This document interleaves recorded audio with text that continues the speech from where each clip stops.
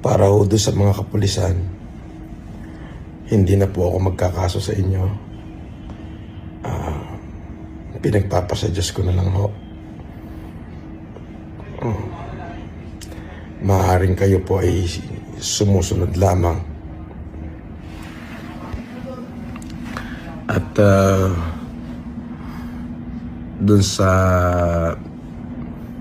PNP, kung ako po ay nakagawa ng pagkakamali dahil po dyan sa kumalat na litrato ng pagsusuot ng kung saan ako po ay nakasuot ng police uniform, humingi rin ho ako ng kapatawaran sa inyo kung sa tingin nyo po ay kalabisan at kawalang paggalang yung aking nagawa.